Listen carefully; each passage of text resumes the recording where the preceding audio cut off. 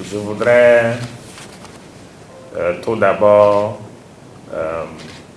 remercier les participants ici présents et qui sont ici parce qu'ils croient à la zone de libre-échange continentale africaine.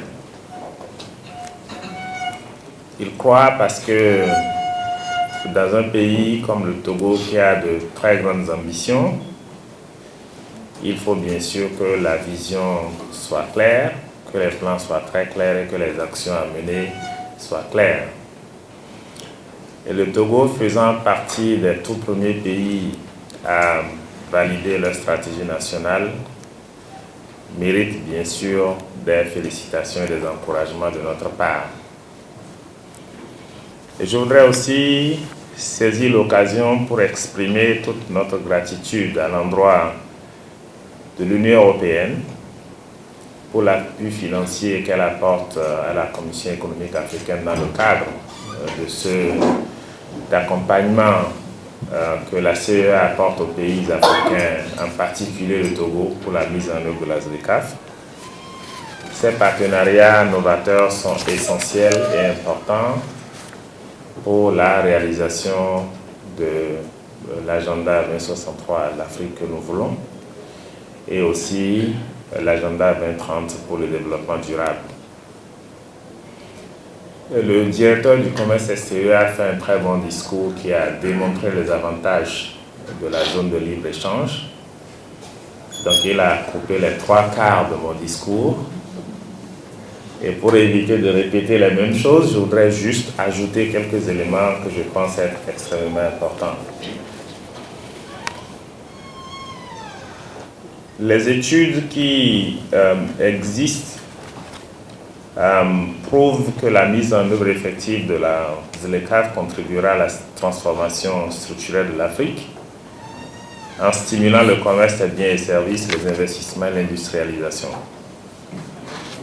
Et selon les estimations de la Commission économique africaine qui accompagne bien sûr cet atelier, par exemple, la ZLECAf pourrait augmenter la part des flux commerciaux intra-africains vis-à-vis des échanges du continent avec l'extérieur de plus de 50%, l'essentiel des bénéfices revenant au secteur industriel.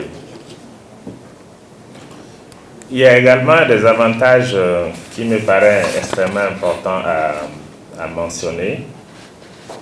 C'est celui lié au gain des exportations vers les pays africains qui devrait être généré par plusieurs pays dans le Togo, dans le cadre bien sûr des efforts qui sont faits dans les secteurs de l'agriculture, de l'alimentation et de la transformation des produits.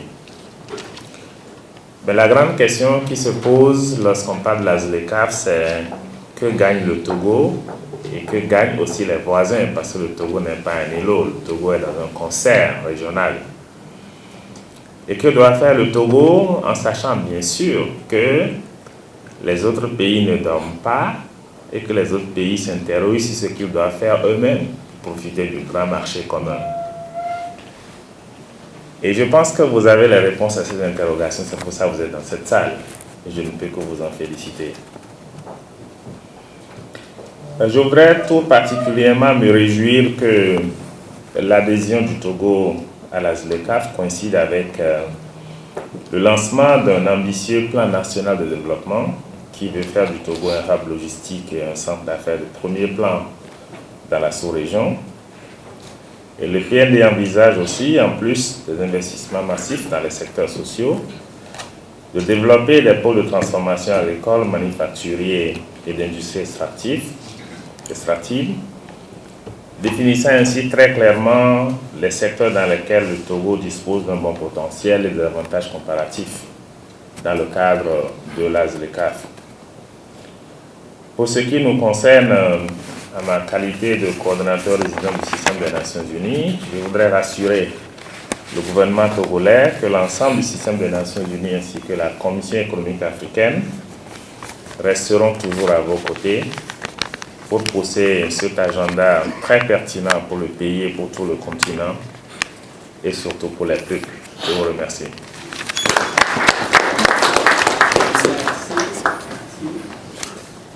Merci, monsieur le coordinateur.